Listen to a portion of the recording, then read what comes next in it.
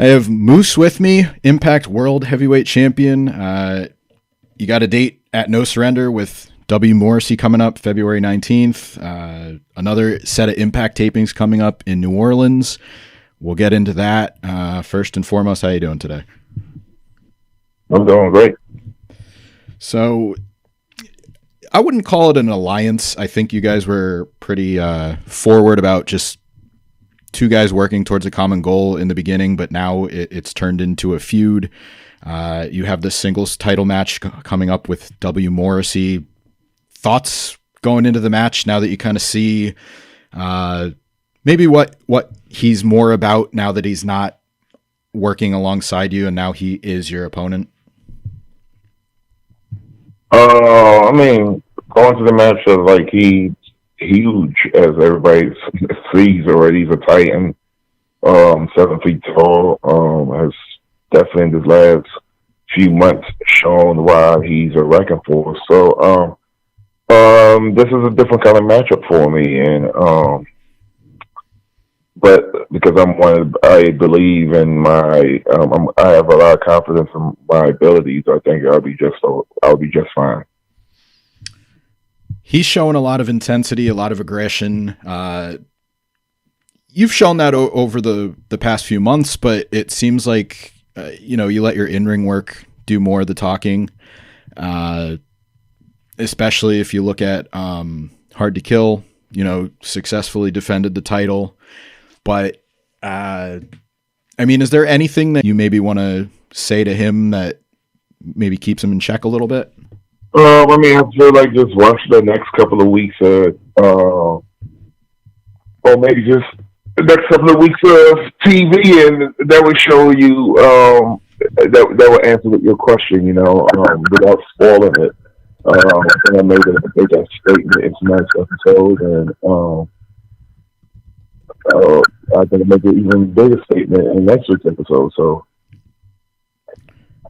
I mentioned Impact's coming to New Orleans. 2 nights, Battle in the Bayou. You get No Surrender on Saturday, February 19th, and then a set of Impact on Access tapings. You're advertised front and center on the poster. I said, you're the world champion. How's this experience been for you so far? Because I know we talked right after you won the title, and you spoke about being comfortable as a champion. It was something you've been working towards, but any thoughts now a few more months down the line as far as, really being positioned as the face of Impact with the title and, being promoted as such?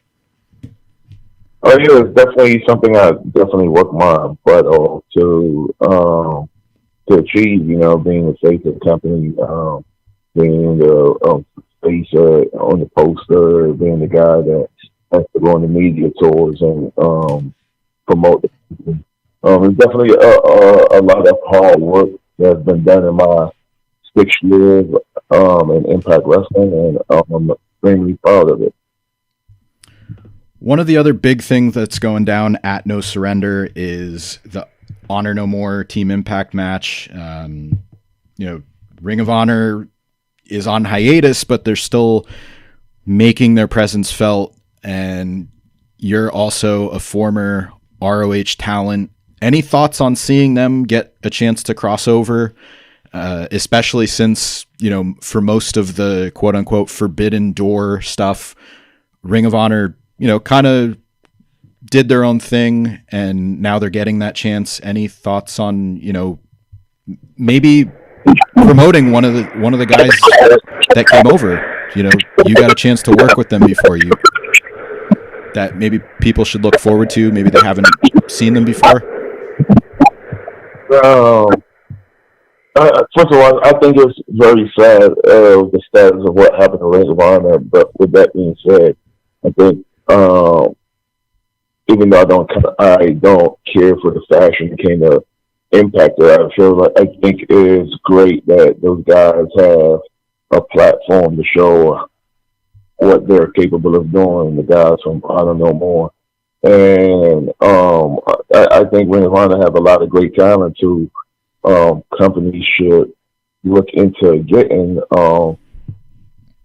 because they could definitely help their roster. And hopefully Ring of Honor sign some of these guys, and because I more than confident they'll make our product better.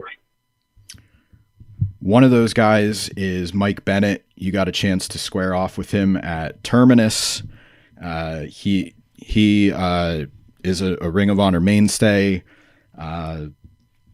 Any thoughts? I know that, it's very much a faction war right now, if you want to put it in that way, but he's one of those guys that, you kind of want to see get a shot and, be able to prosper.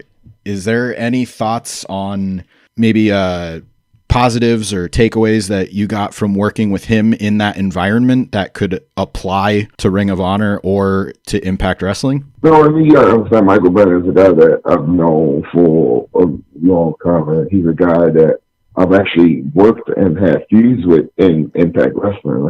I feel like a lot of people forget that. Like, my first feud at Impact Wrestling was against Mike Bennett. He's a guy that brought me in for Impact Wrestling, if you guys don't remember. So I've always known how good he is and what he brings to the table, and I'm happy he's getting another chance to show that and bring a new type of character in the second run at Impact Wrestling. Yeah, and 2 matches I'll point out. There was a grand title defense when you still held the championship against Mike. That was a really a good example of kind of what I'm getting at as far as like working outside of your element, working, the grand championship had its own set of rules and Terminus has its own set of rules. But one of the other matches that I remember was at Bound for Glory. I think it was 2015 or 2016, but it goes to show that, you're a completely different wrestler since then.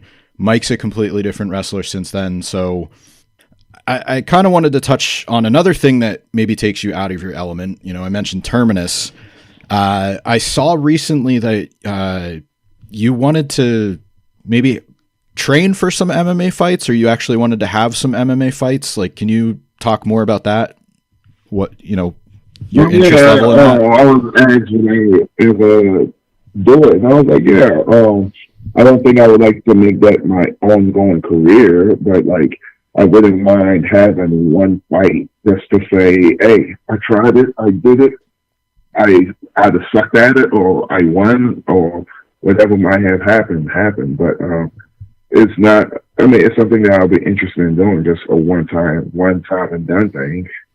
But I don't see myself doing it more than once. Mm-hmm.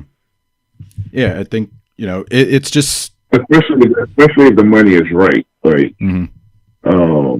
If the money is right, I could. It's something that I definitely want to do once. I mean, I think there's some interest level there, and obviously it's something that you're not used to. I think, performers gravitate towards that. And I mentioned, the match with Mike at Terminus. You look at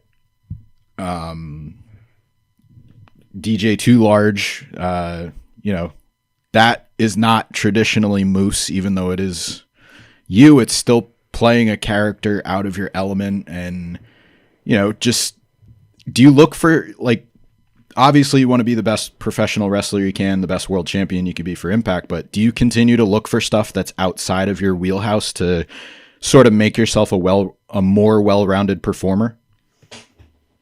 Oh yeah, I'm always studying and always working on my craft. And the way I do that, I'm a big movie guy, and I'm a big movie guy that usually, where the script usually have a well-defined bad guy, where I could watch him and see how he plays his character and what I could do in my character to portray what he's doing in his character, especially if his character matches mine. So I'm big on that. I actually the other day just watched a movie on Amazon Prime called The Gentleman with Matthew McConaughey, and he did a brilliant job playing that character. And the whole time I was watching it, I was trying to see how I could use some of the things he did playing that character into my character. I don't know if you've heard of it, but it's definitely a great movie. It's called The Gentleman. Yeah, Charlie Hunnam's in it too. Yeah. I haven't seen it yet, but I've seen it advertised. I know he's one of the other guys in it. Yeah, it's very, very good movie. Yeah, and the whole time I was trying to figure out. The whole time I was watching it, I was studying Matthew McConaughey's character and how well he played it, and you see, and that's little things like that is how I get better with professional wrestling. A lot of people think it's the in ring stuff. It's no. It's like the in ring stuff is easy. It's more the character development. Last time we talked, we argued the merits of Die Hard as a Christmas movie. Now we're talking movie reviews. We might have to make this an ongoing thing. Yeah, for sure. We talked a lot about No Surrender. What's going on now? I have to ask about potential future plans because I know Sami Callihan was on Busted Open Radio and he still has no kind words for you. Said some expletives about when he gets back. He used the word inevitable that his comeback happens, and there's a target on your back. Any words for him for when he comes back? Because it seems like he's dead set on getting even with you.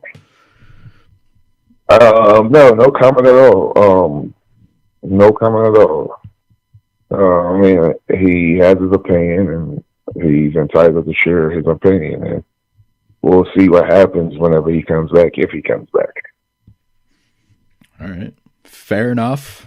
In the meantime, you can check out Moose every Thursday on Access, Impact Insiders on YouTube, and he defends the title against W. Morrissey at No Surrender, February 19th. And if you're in the area, 2 days of tapings in New Orleans, February 19th and 20th. Moose, thanks very much for your time. Yeah, thanks for having me.